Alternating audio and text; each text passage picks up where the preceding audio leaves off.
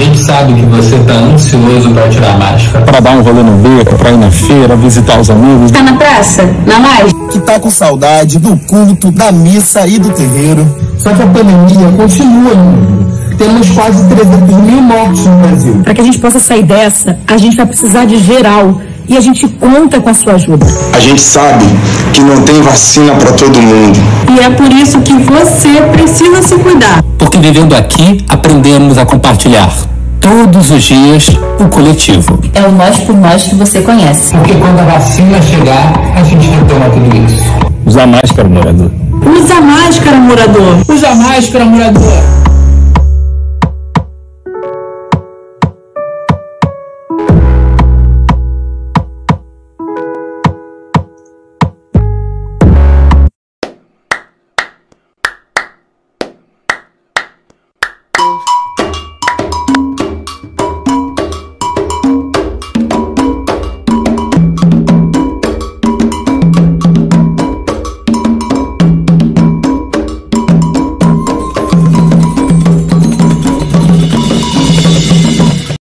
Olá, boa tarde.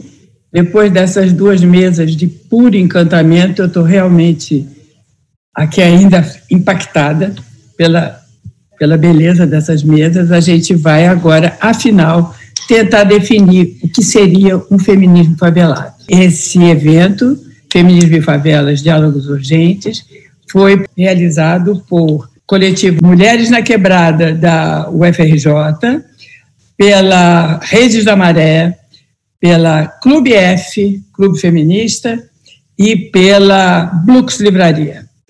Tem o apoio da FAPERJ. A gente vai começar com essa dupla beleza, que é Andressa Jorge, que criou esse conceito, feminismo favelado, e está agora já escrevendo o livrinho para lançar o conceito. Então, a Andressa Jorge é cria da Maré, artista e ativista com foco nos temas que interseccionam gênero, raça e território. Doutoranda em estudos de arte da cena na UFRJ, mestre em relações étnico-raciais pelo Cefet-RJ, licenciada em dança pela UFRJ, professora do Departamento de Arte Corporal da UFRJ e cofundadora do Mulheres ao Vento. E eu tenho a impressão também que ela é diretora da Casa das Mulheres da Maré, não é não? É importante esse crédito. A outra participante, Helena Silvestre, ativista em favelas, ocupações e lutas por moradia e território. Editora na revista Amazonas, educadora popular na Escola Feminista Abiaiala. Essa vai ser o tema da nossa conversa com ela aqui, porque, pelo que me consta, é a primeira escola feminista. É no Capão Redondo de São Paulo. Escritora e integrante do Sarau do Vinho, poeta também, não podia deixar de ser. Então, vamos começar com Andressa Jorge e o feminismo favelado, coisa tão esperada nesse seminário. Oi, gente, tudo bem? Ai, que alegria estar aqui participando, ter sido convidada para compor esse timaço, né? As mesas estão incríveis, muitas mulheres, assim, que eu tenho uma profunda admiração, né? E, de fato, Heloísa, eu trabalhei na Rede da Maré durante 4 anos, fui uma das coordenadoras da Casa das Mulheres da Maré. Eu acabei saindo no ano passado muito nesse momento, estar caminhando um pouco mais nessa trajetória acadêmica, né? Eu estou atualmente como professora substituta no departamento da UFRJ e no doutorado, e aí quis também experimentar esse lugar um pouco. Eu sou moradora ainda da Maré, né? Sou cria da Maré, nasci, moro lá. Desde os meus 14, 15 anos de idade, eu estou envolvida com projetos sociais, com trabalhos, né? Com organização comunitária favelada, por assim dizer, e eu fui forjada nesse lugar, né? Então, nesse momento, eu acho que é de extrema importância a gente fazer essa dobra mesmo para unir o que talvez era anteriormente visto como mundos muito separados, que é o que seria a academia e o que seria os movimentos sociais. E eu estou vendo que esse muro está caindo, né? E que bom por isso. Tem que cair esse rápido. muro está caindo. Que bom por isso.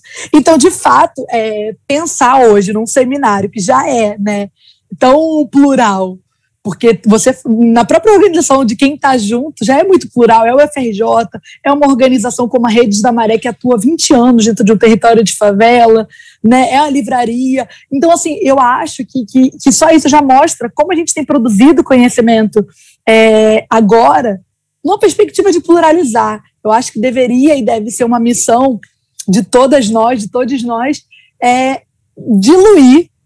Eu sempre falo isso, aonde eu vou, acho que o pessoal que me vai falar deve estar de saco cheio. A gente tem que diluir essa categoria universal que disseram pra gente que conhecimento é isso, mulher é isso, e tá lá. Não existe universalização. E muito por isso que surgiu o feminismo favelado. E aí é curioso pensar, porque eu forjei, né, construí, assim, forjei no sentido de escrever algo que para mim, não foi eu que inventei, né, longe de mim passar, porque o feminismo favelado é uma realidade, é uma praxis, é um fato, vamos dizer assim. Eu botei isso no papel, né, eu botei isso no papel na minha dissertação, porque muito numa perspectiva de construir uma ideia assertiva, né, na perspectiva, inclusive, de disseminar, enquanto um conceito, de algo que é um fato, como eu falei, e que fez com que eu estivesse aqui hoje conversando com vocês. Né? Por que eu digo que fez com que eu hoje estivesse aqui? Quando eu penso nessa ideia de feminismos favelado, primeiro a gente traz esse termo, feminismos, né, que ao longo da história, ao longo do tempo, ele atravessou já, né, essa universalização sobre tantas medidas, né, começando no que hoje a gente chama de que seria um feminismo mais hegemônico, atravessando esse binômio homem, mulher, macho, fêmea, dentro das estruturas de poder, e foi cada vez mais tendo a necessidade de se complexificar enquanto uma discussão, enquanto uma construção de conhecimento relevante, né? Então, usar esse termo ainda é uma disputa de narrativa. Por isso que eu acho importante usar ainda o termo feminismo e no plural, né? Porque muitas das vezes a gente percebeu que dentro do grande bojo das identidades, a ideia de feminismo ela era insuficiente, sozinha, desgarrada. Né? Você, quando pensava em feminismo, a gente já imaginava, a gente já construía uma ideia de que mulher era essa, de que mulher que estava sendo ou contemplada ou que estava lutando, que mulher construída era essa, que reivindicações eram essas, né? Isso já foi largamente debatido. E aí vem os feminismos negros, os transfeminismos, e são justamente essas identidades que precisam ser postas em discussão numa perspectiva de visibilidade que me provocou a pensar sobre isso. Quando eu estou aqui agora, tomando como modelo, como dispositivo, a minha trajetória dentro do Complexo da Maré. E aí é importante dizer que sempre é muito louco quando a gente vai falar sobre favela em espaços assim, porque a gente precisa assumir um posicionamento de que eu falar sobre favela, em hipótese alguma, me torna a especialista de favela no sentido de essencializar, porque favelas são plurais, são muitos. Eu estou falando de uma experiência localizada dentro de uma favela que é o Complexo da Maré, que por si só já é o mundo. A fim de contextualização mesmo, o Complexo da Maré ele tem 140 mil habitantes. A gente está falando de uma dimensão maior do que muitas cidades, exatamente, né? Então a gente está falando de uma dimensão já muito diversa, muito plural de um território, né? Então, e aí você tem 16 favelas dentro desse grande conjunto de favelas.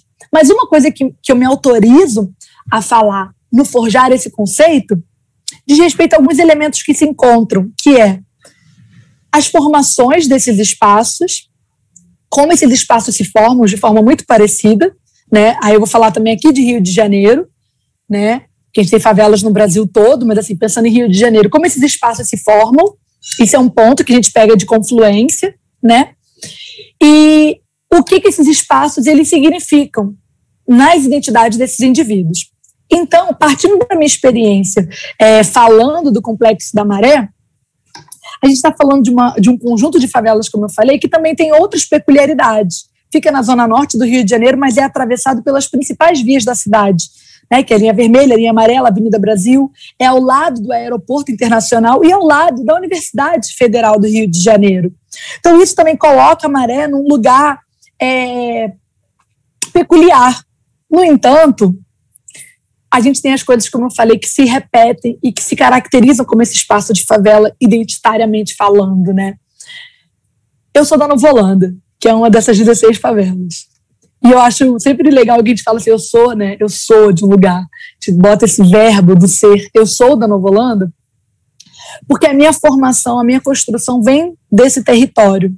E a Nova Holanda, ela é historicamente reconhecida justamente pela força das mulheres. E muitos espaços de favela têm esse protagonismo feminino, por várias razões. Mas a Nova Holanda, na Maré, de uma maneira geral, o primeiro grupo político organizado que se tem é um grupo que chamava, na década de 60, 70, grupo de mulheres. Então eu venho desse território, de um território que é forjado politicamente a partir do protagonismo feminino. Mas a grande questão é, como minha família chega nesse território? E aí a gente está falando de famílias matriarcais. Quando a gente pensa em território de favela, a gente está falando de uma população que se intersecciona com várias outras identidades, né? Que são as identidades raciais, são as identidades de classe, né? Que vão se interseccionando nesse lugar.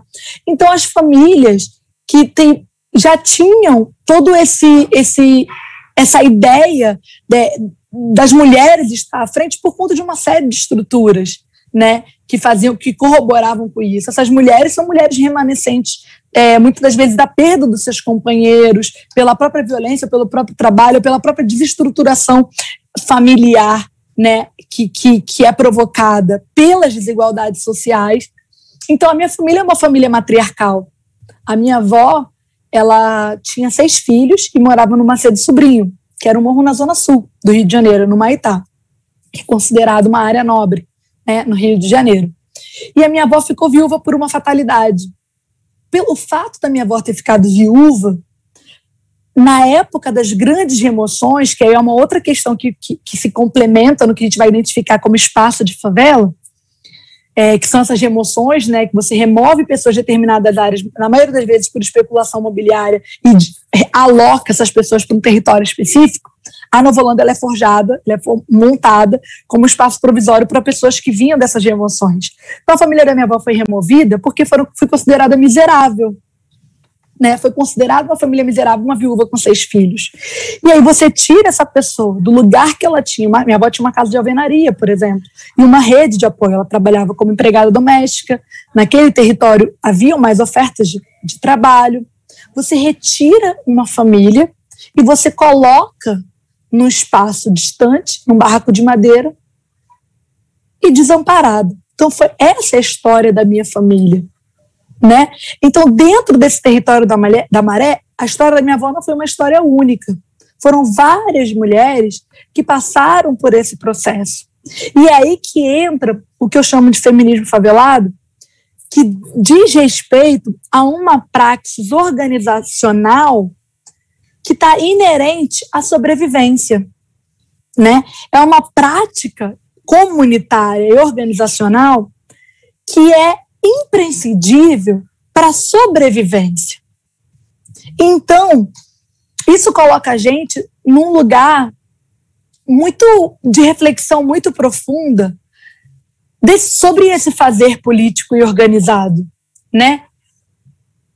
Aí você tem, na Nova Holanda, um grupo de mulheres organizado como um grupo político nessa mesma época. E o que essas mulheres faziam? Elas lutavam para ter água encanada, para ter luz, para ter creche.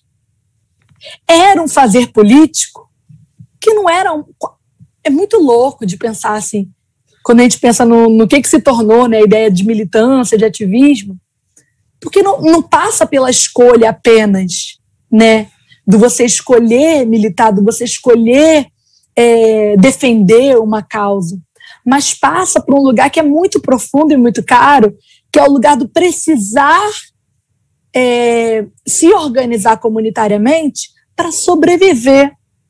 E aí, dentro desse conceito, eu comecei a remontar, resgatar práticas né, estratégias de organização, de luta, de complementação, de colaboração de mulheres entre mulheres na construção de uma sociedade menos desigual, como o feminismo favelado nesses espaços. Por quê? Essas mulheres que se organizam para conseguir a água, elas não estão conseguindo a água só para elas, né? Elas vão conseguir a água que vai ser para a comunidade como um todo. E as epistemologias dentro dos estudos feministas pressupõem isso, pressupõem uma transformação de sociedade que não é uma sobreposição das mulheres sobre os homens, como muitas das vezes as pessoas confundem, né? Ah, mas estão querendo ser feminista porque vai querer, então os homens que vão ser oprimidos. Não é essa a lógica. A construção ela é outra. Ela está numa relação de construir uma sociedade menos assimétrica que seja possível para todos e todas.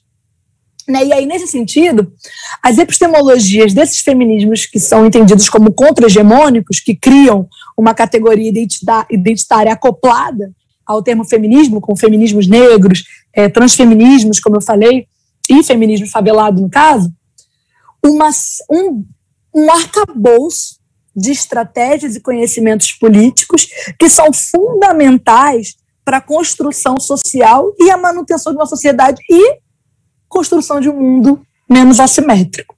Então a gente tem muito a aprender com as mulheres dentro de favela.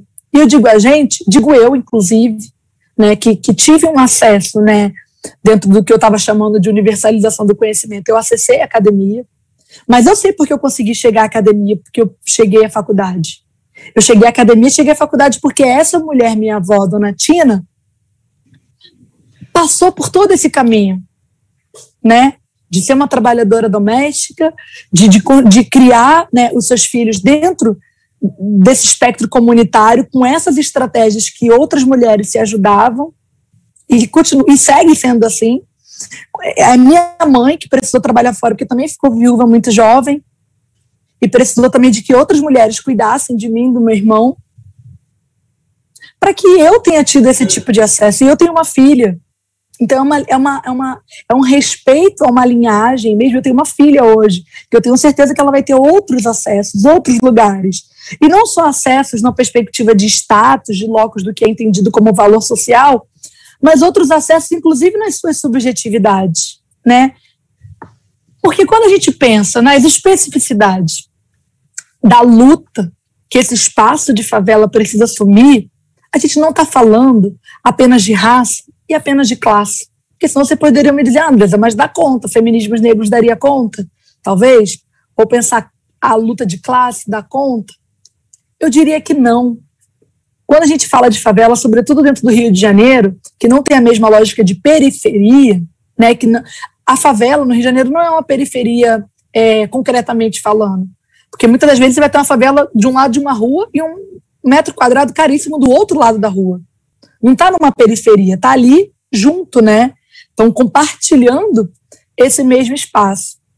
No entanto, a gente tem nas favelas um espaço, um território autorizado para a desumanização extrema desses indivíduos, né?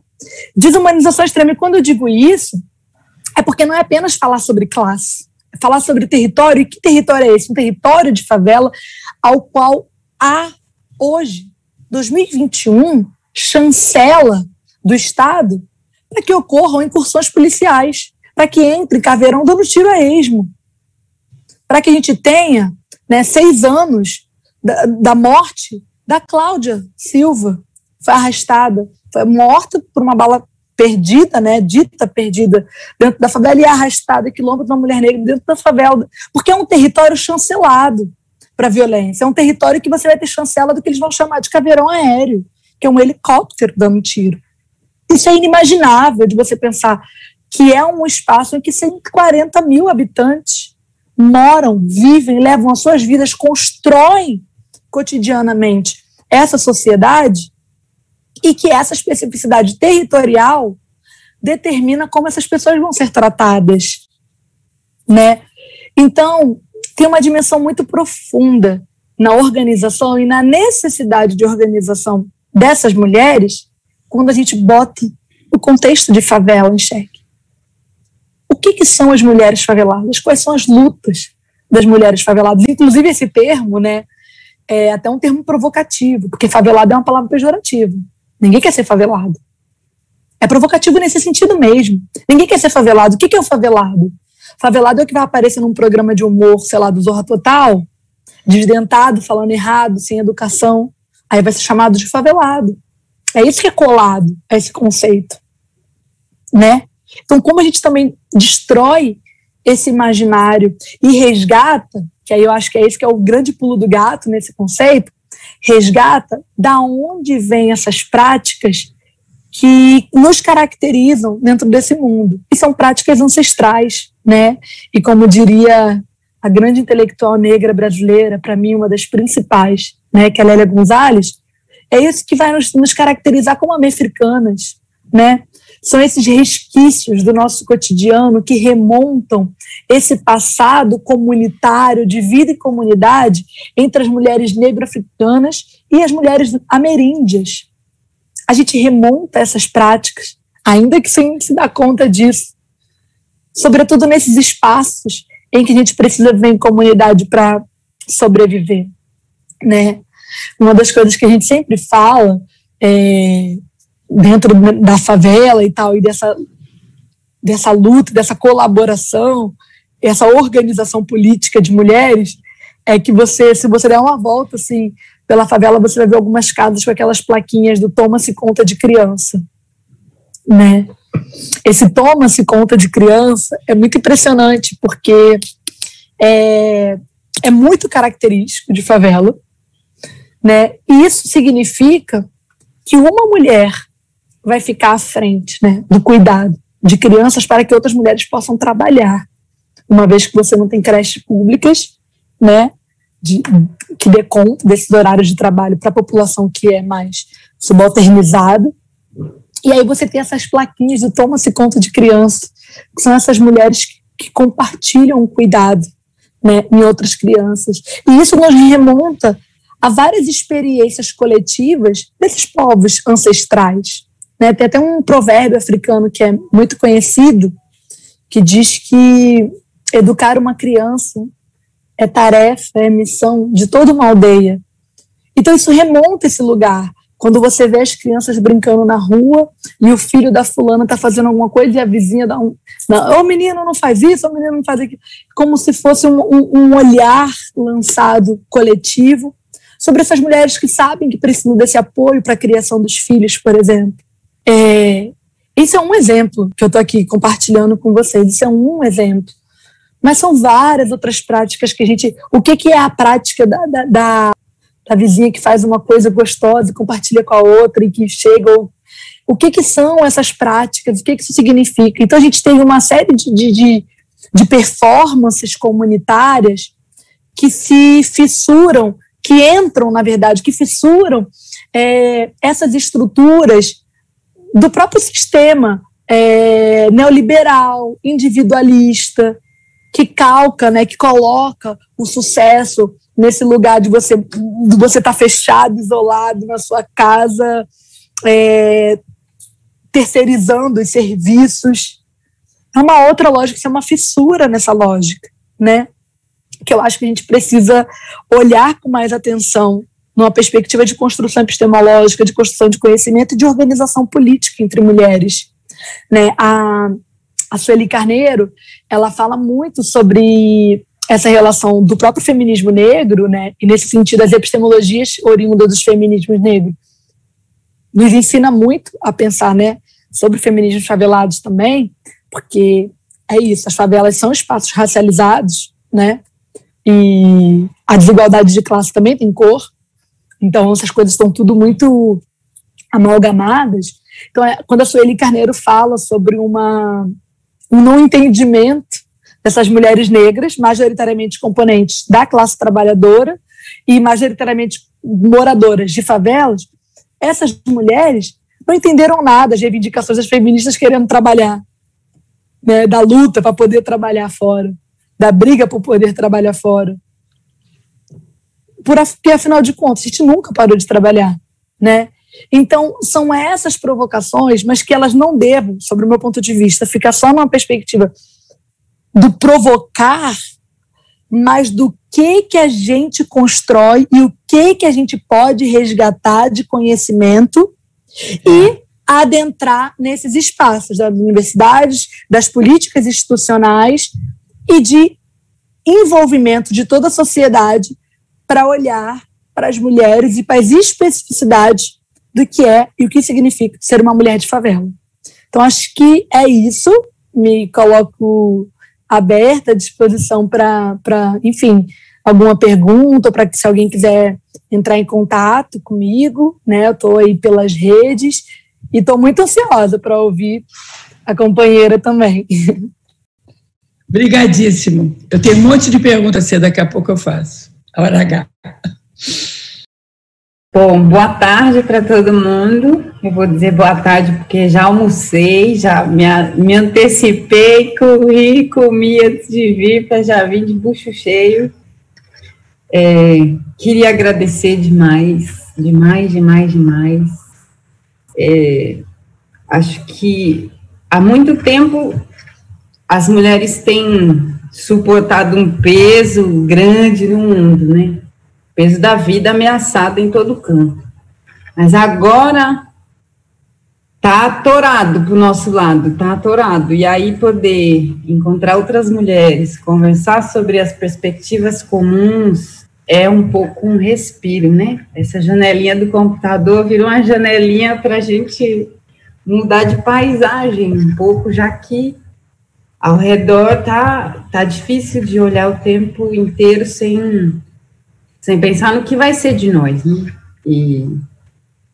Então eu agradeço demais, muitíssimo, de poder estar aqui, e agradeço demais por também poder ter escutado a Andresa, que eu acho que já me dei...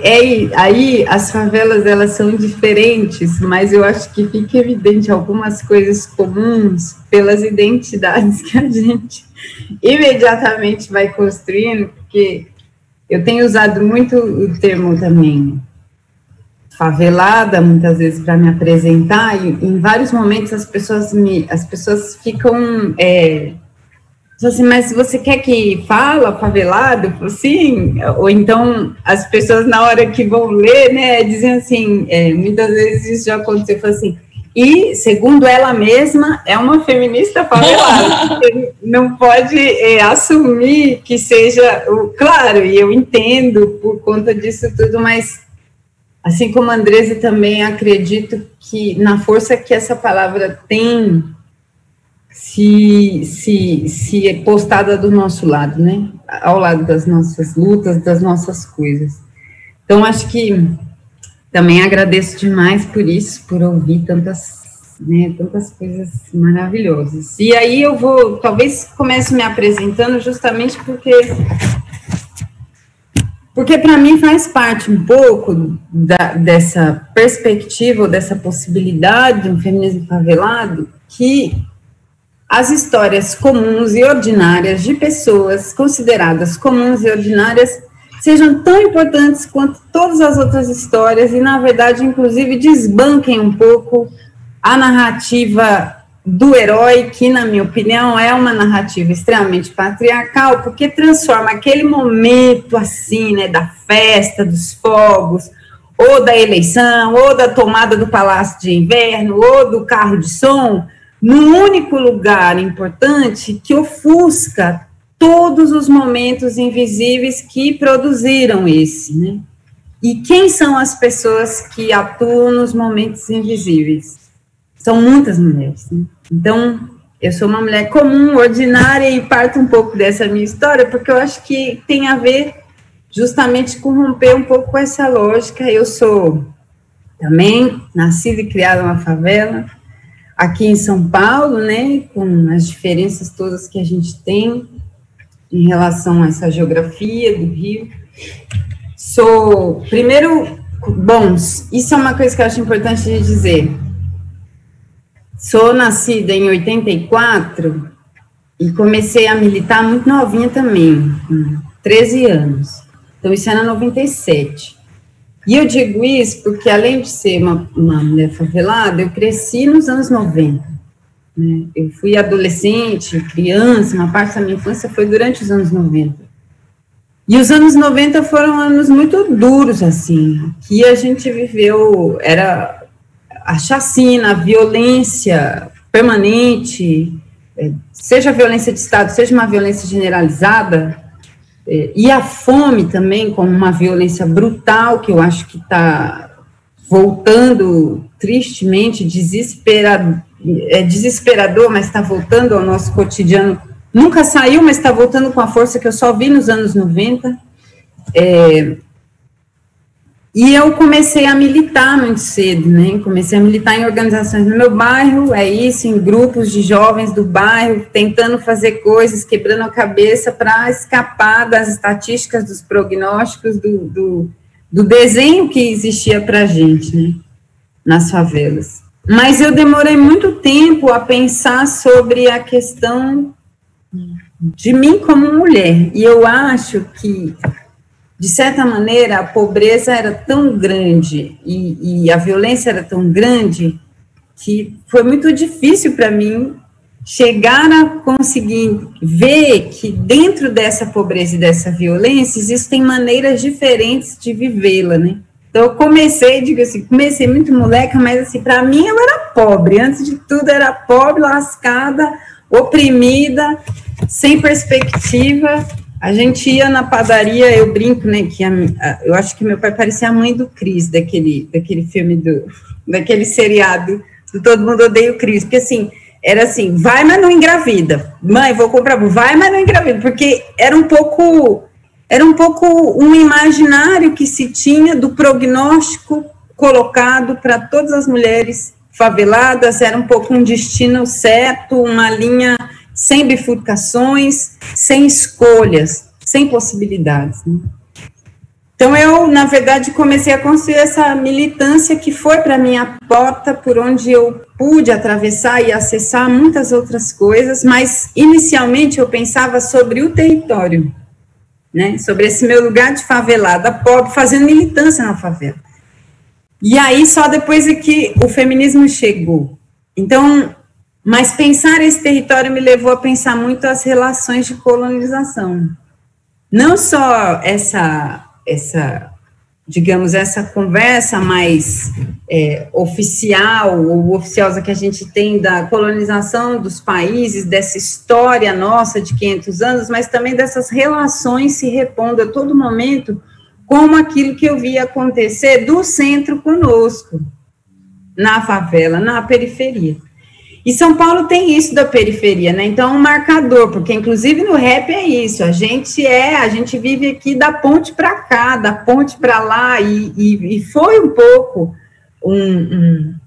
uma ideia que marcou no território de nós e no território da nossa identidade, né? Uma construção mesmo de quem que a gente é, ajudou a gente a perceber quem que a gente era, num momento em que, inclusive, na minha opinião, muitas esquerdas estavam desistindo das favelas como lugares de produção potencial de futuro para investir todas as fichas nos caminhos institucionais e se relacionando com as periferias e com o povo muito mais num discurso de política pública do que numa conversa de construção compartilhada de futuro, que é o que já tinha existido antes, né? Que é o que a gente já tinha vivido e que nos anos 90 foi abalado com gravidade, e eu acho que o rap ajudou a gente a fazer isso, mas muito machista, né? Então, são as muitas contradições e muitas camadas que eu fui passando para chegar no feminismo, para conseguir perceber dentro de todas essas relações que também existiam relações de colonização do meu corpo, do corpo das minhas irmãs, das minhas companheiras, né, que também tinham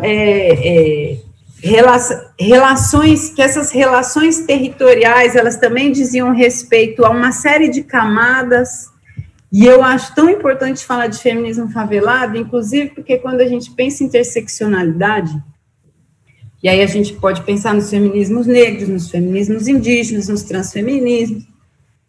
Mas, assim, tem um lance que a favela, elas são muitas camadas de opressão, né? Quem que é a gente na favela? Quer dizer, a favela, ela junta pessoas que foram desterradas, né? Mulheres que foram postas em diáspora de maneira forçada, sejam as diásporas mais antigas, como aquelas do nosso povo ancestral que foi sequestrado de África, ou do nosso povo nativo, indígena, que foi expulso de seus lugares, né, e empurrado para as cidades também como carne para a moenda da industrialização e da urbanização, que tem como seu reverso a favela. Quer dizer, não existe pensar a cidade como a gente experimentou neste país, sem pensar e experimentar também a favela como o outro lado da cidade formal.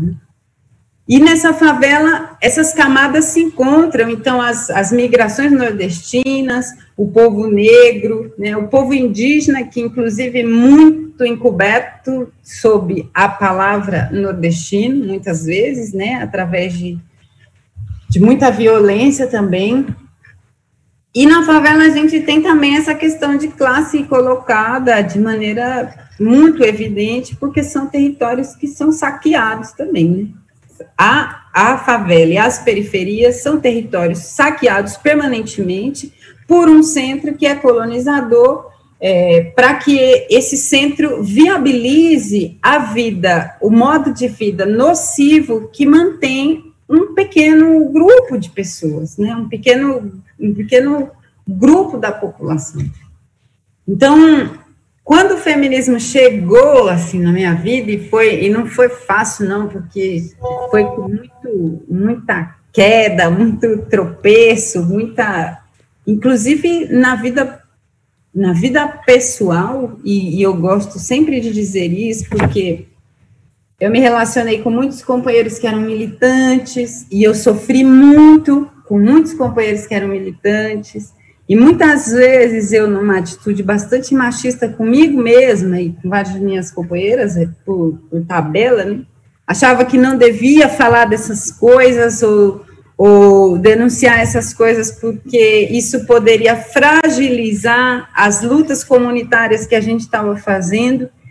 E quando eu consegui e pude acessar essa ótica feminista, quase, eu voltei para trás e, digamos que, como diria como é o nome dele? O Benjamin, eu varri a minha história contrapelo, encontrando nela machismos e sofrimentos e violências que na época eu não via, que na época eu vivi, eu sofri e eu não conseguia achar o sentido disso, e depois eu pude, né? E depois eu pude perceber que, na verdade, o que fragiliza as estruturas comunitárias e o que prejudica um projeto de comunidade humana, solidária, equânime, é o machismo. Então, foram muitos caminhos, foram muitos descaminhos, e o feminismo, ele chegou e me encontrou favelada, militante do território, pensando a cidade, pensando colonização,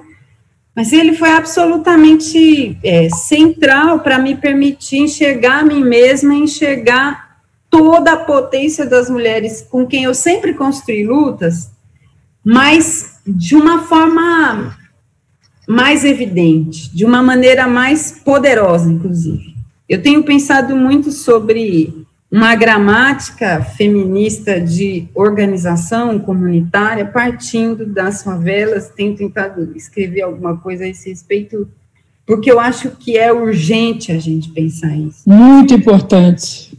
As favelas e as lutas comunitárias nas favelas, a Andressa deu alguns exemplos que eu acho valiosos, e acho que teriam muitos outros, e tem muitos outros, mas é um modo de organização e um modo de olhar e viver a política, né? Tanto por ser mulher, como por ser favelada, e, na verdade, por ser as duas coisas ao mesmo tempo. Então, a primeira questão é essa, quer dizer, não é, a luta das mulheres é sempre, nas favelas, é sempre uma luta em defesa da comunidade. Ela está em defesa da comunidade. Inclusive, eu acho, e eu digo isso muito para os companheiros aqui, que eu acho de uma grave injustiça e a gente se debate muito, porque também aqui com a Escola Feminista Bia Ayala, além de construir esse espaço de troca, né, e de autoformação, auto-organização de mulheres faveladas, para pensar um feminismo que às vezes fala sobre nós, mas não nos convidava a dizer nada, ou seja, a gente meio como objeto de uma produção. E eu acho que a academia também tem uma relação muito colonizadora, às vezes, com a favela, e eu acho muito importante que isso esteja sendo repensado, combatido e reinventado, porque também eu não posso dizer que é só bom, não, porque eu já tive umas brigas embaçadas, e é assim que a gente vai, né, até se encontrar. Mas, assim, a gente vai descobrindo, eu digo da injustiça, muitas vezes, quando eles falam assim, que o feminismo é a luta das mulheres para oprimir os homens, e aí aqui, por exemplo, a gente tem as Mães de Maio, porque, assim, quem leva adiante a luta das mulheres faveladas e do feminismo favelado é tão uma luta pela comunidade, que são elas, inclusive, as que denunciam os assassinatos dos homens. São elas que organizam as mulheres familiares de pessoas presas, porque, inclusive, mulheres presas não recebem visita de ninguém, mas as portas de cadeia masculina estão cheias de mulheres, e essas mulheres estão lá na porta, uma fazendo chapinha no cabelo da outra, uma ajudando a segurar o filho da outra, dividindo coisas para fazer um jumbo. Eu estou falando dessa realidade porque eu também tenho pensado muito sobre o sistema prisional e o que ele diz sobre nós na favela, e eu acho que também isso é muito importante, sabe? Mas essas mulheres, elas levam as lutas comunitárias adiante, inclusive quando aparentemente, né, não diriam respeito a uma pauta feminista, mas é justamente porque elas alargam, elas arreganham a palavra feminismo, né? A palavra feminismo, ela tem que caber às necessidades de todas, e sobretudo daquelas que precisam mais, porque se a gente começa, aquela história, né, de Angela Davis, que, bom, as mulheres negras estão na base da pirâmide, se mexe a base, mexe tudo que está em cima. Então, qualquer projeto de mudança radical que a gente tenha do mundo, ele tem que começar olhando a vida pelos olhos de quem está mais lascado, porque senão a gente começa do meio para o fim, deixa um bocado para trás, e aquela conversa toda de ninguém solta a mão de ninguém vira uma conversa fiada. Porque tem gente que caminha mais lento, porque tem gente que tem mais dificuldade de andar, porque tem gente que já está cansada de tanto carregar sacola, é só olhar na rua, as mulheres na rua não vivem. Você não acha uma mulher que não esteja carregando 3 sacolas, 2 meninos, por quê? Porque carrega o mundo, é difícil então tem que partir daí, e justamente os feminismos, eles precisam se abrir para acolher isso. Eu acho que tem acontecido um pouco, acho que a briga vai ser grande, acho que a gente tem tentado fazer o possível para, e com isso eu vou concluindo, assim, para trazer a perspectiva feminista, as elaborações feministas, né, de outros feminismos, para que as mulheres faveladas, elas possam tocar essas discussões, se posicionar nessas discussões, e, inclusive, aportar para essas discussões como sujeitas e não como objetos de discussão ou de elaboração de qualquer projeto.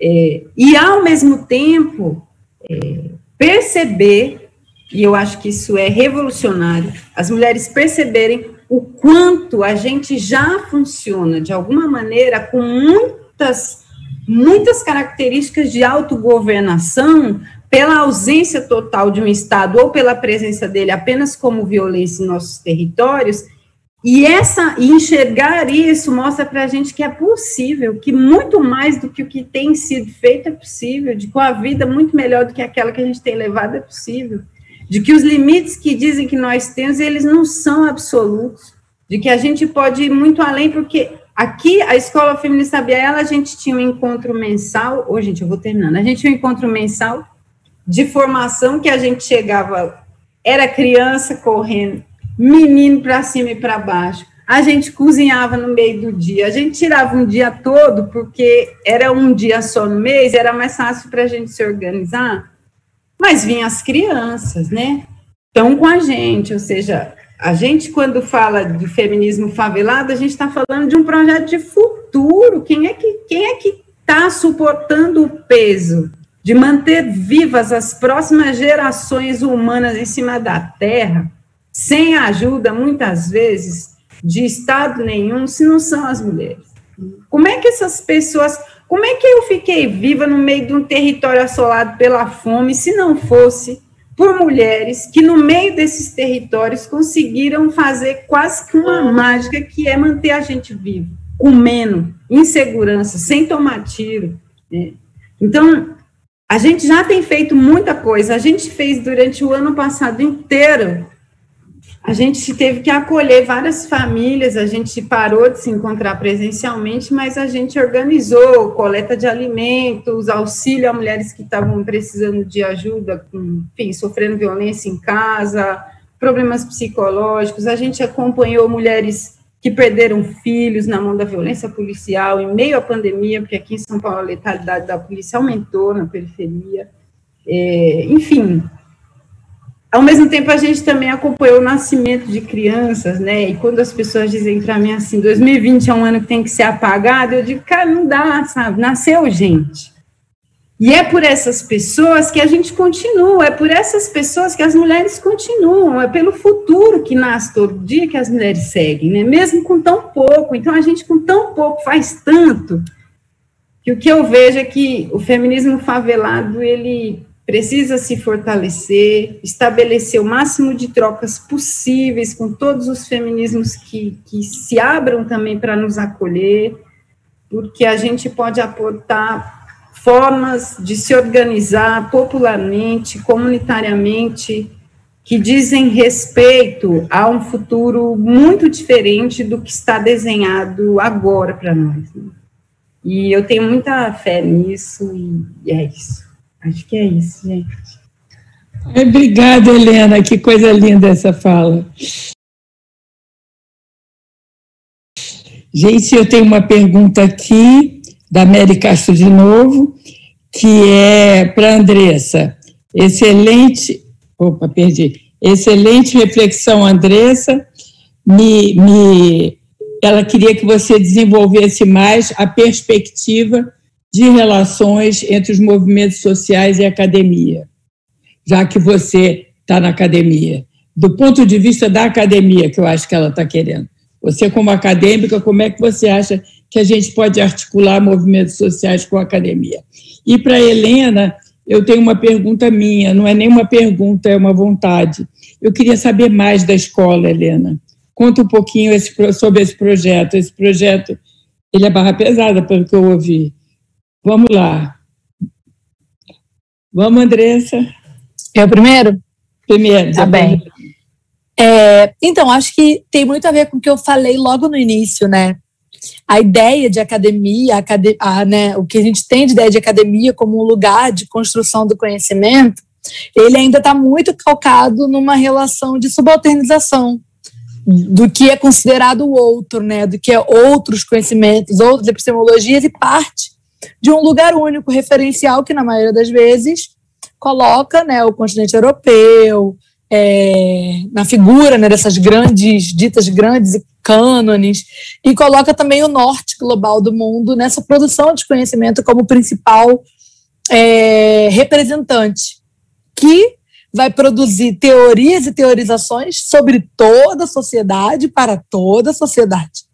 Então, quando eu penso nessa articulação com os movimentos sociais, é porque há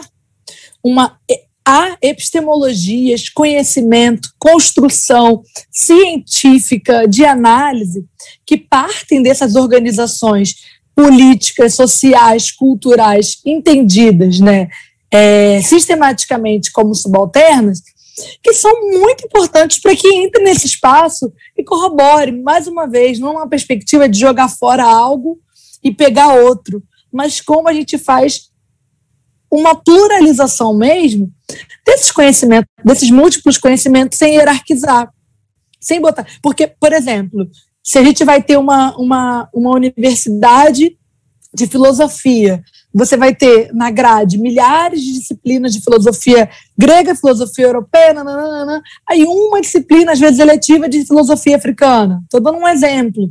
Como a gente não coloca numa mesma categorização dentro dessas formações, e muitas das vezes os movimentos sociais, eles trazem como essência, né, de intelectualidade orgânica, então vou usar, né, academia, intelectualidade orgânica, esses referenciais epistemológicos que estão no dia a dia dessas pessoas e são muitas das vezes ancestrais, né, remontam essa ciência, remontam esse saber. Então a gente precisa invadir e ocupar isso como um espaço sem hierarquizar dentro das academias, mas no nível de mesmo valor. O que a companheira Helena falou, né? A gente não como objeto de pesquisa, mas como sujeito da história. Esse já é um movimento que tem transformado na academia. Quem fazia pesquisa de favela e vai lá o antropólogo fazer pesquisa e falar sobre a favela, ele vai me pesquisar, ou eu vou falar sobre favela a partir da minha perspectiva de uma pessoa que mora lá.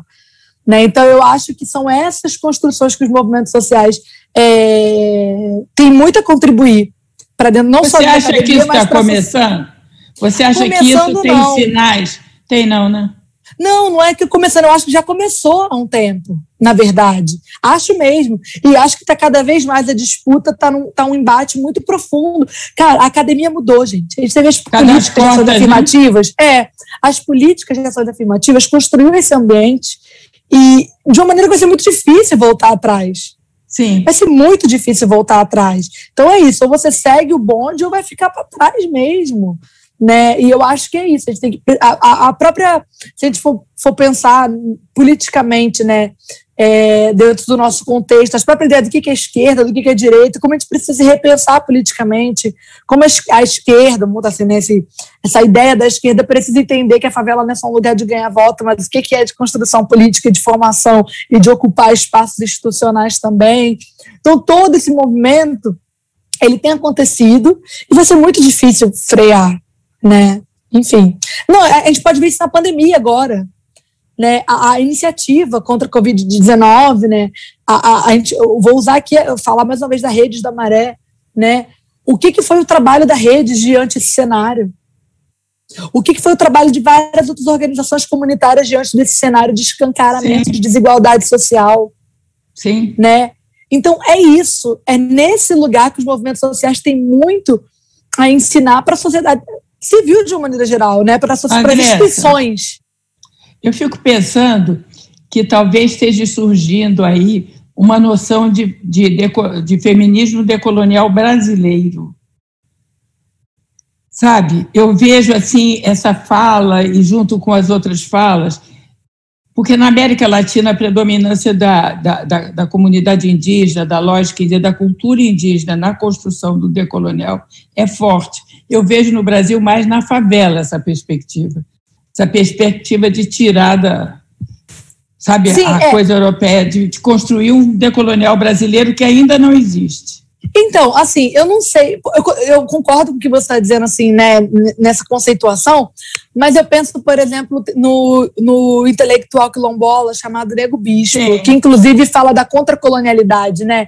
E o que são as práticas, ele usa o termo contracolonial, que eu acho magnífico, né?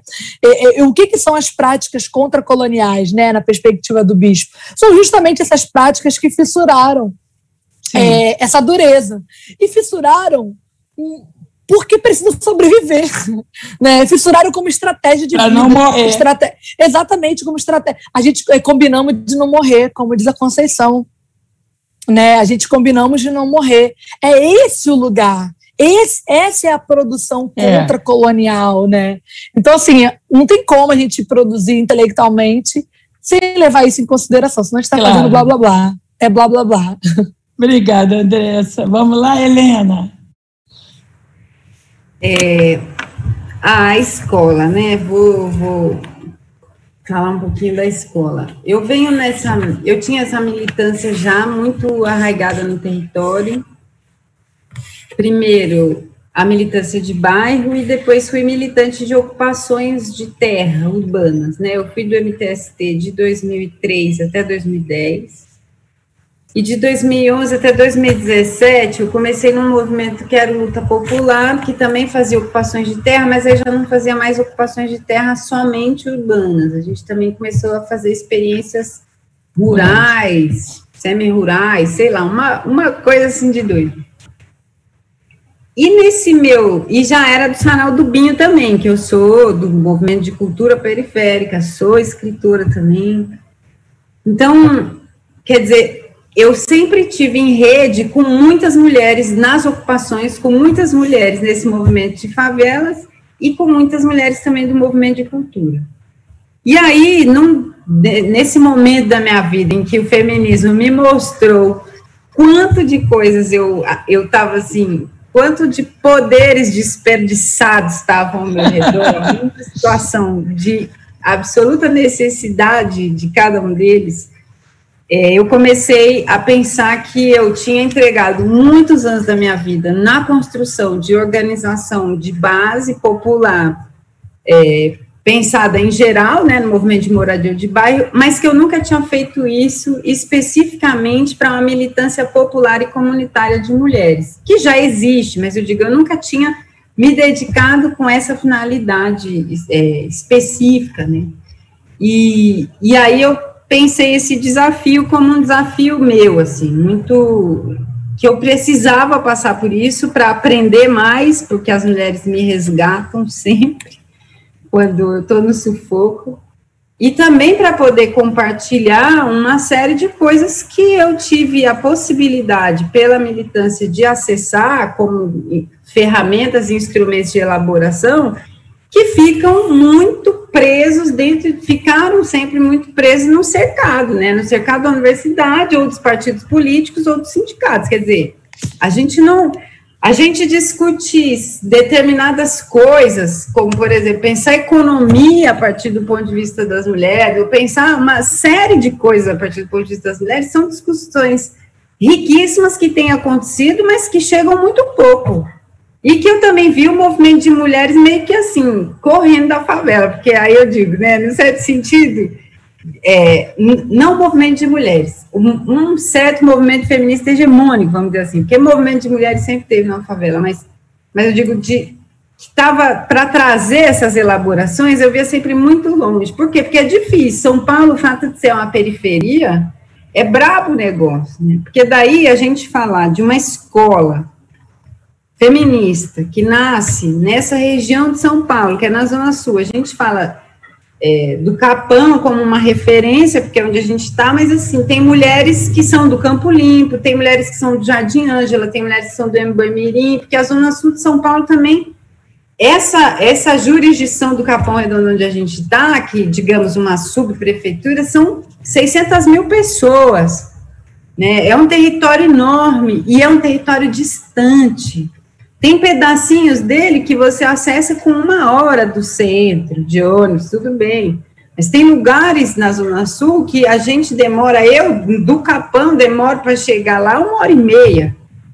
Então, essa coisa também faz com que poucas pessoas tenham disposição de viajar 2, 3 horas para estar nesses lugares, numa construção cotidiana de compartilhamento das ferramentas que tem. E eu acho que esse é o grande lance. A gente não ensina as pessoas, todo mundo é inteligente, a gente compartilha as ferramentas que a gente pôde acessar, porque, inclusive, as pessoas podem ensinar a gente a fazer usos dela que a gente não tinha pensado, eles são revolucionários. E aí a escola, ela tinha um pouco...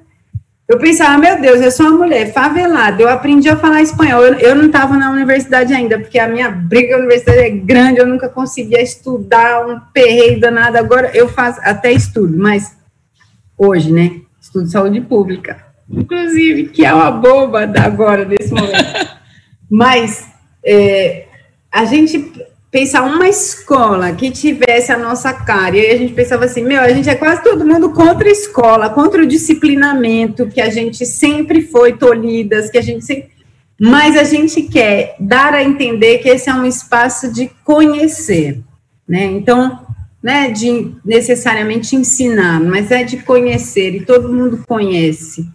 E aí, eu percebia que essa era uma necessidade das mulheres com quem eu atuava, mas que não tinha deságua. E aí comecei a propor alguns debates. Gente, vamos fazer uma conversa sobre tal coisa, e enchia de gente. A gente fez uma conversa sobre machismo no movimento de cultura, que a gente chamou na casa de uma amiga, e foi um perereco. Por quê? Porque depois apareceu mais de 100 mulheres, já não cabia mais, era dentro da casa da outra. Depois a gente ficou cultura. A gente falou, meu Deus do céu, mas aí vai vir... já tivemos embate com homens do movimento de cultura que se sentiram extremamente incomodados pela discussão que a gente estava fazendo.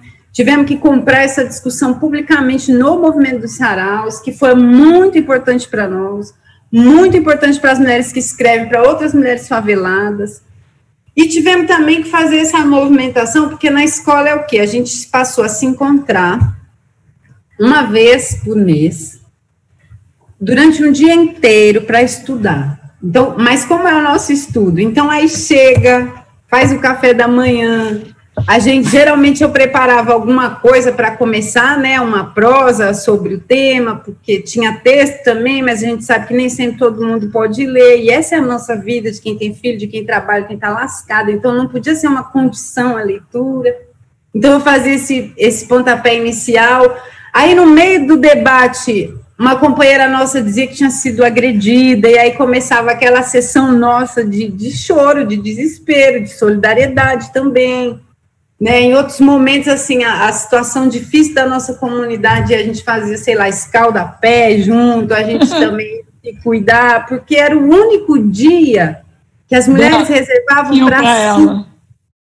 Exato, então assim, a gente brincava que a esquerda tem que se favelizar, brincando um pouco com o que a Andresa estava falando, porque é isso assim, né, a esquerda precisava se favelizar um pouco, porque a nossa militância é muito orgânica, então não pode ser a reunião apartada do que é a vida que eu tenho, mas é a atividade, o pensar político da minha vida organicamente, então a gente só tem aquele dia. E naquele dia a gente tem várias necessidades, e essa militância tem que se pensar para responder isso, porque isso nos fortalece. E assim a escola ela foi durante 1 ano e meio, com um monte de discussões brabas, danadas, assim, de tudo, polêmicas, muitas polêmicas, né, também, porque vários debates, eles são muito desenvolvidos e muito divulgados dentro do feminismo, mas eles não chegaram com essa intensidade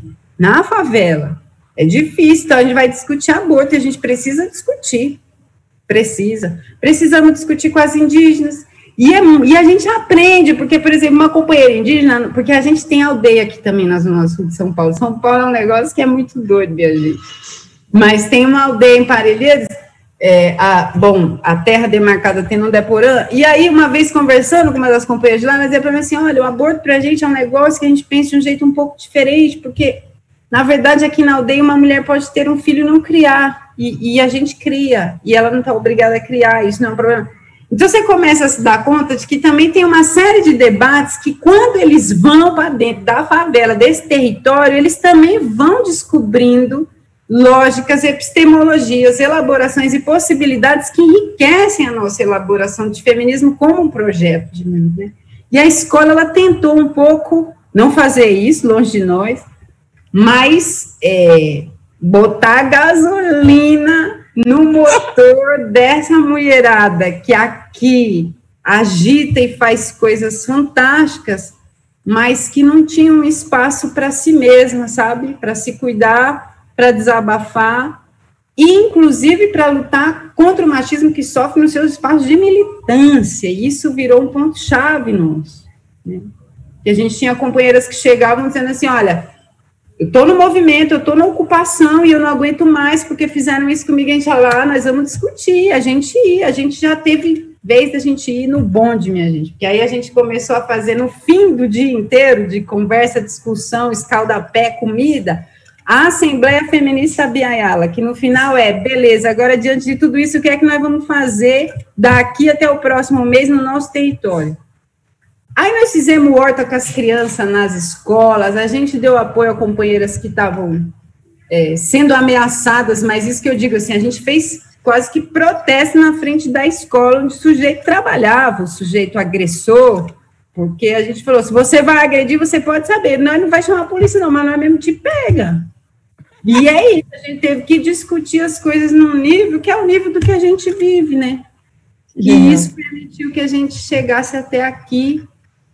Já são quase 3 anos e eu acho que ainda dura muito tempo, eu espero.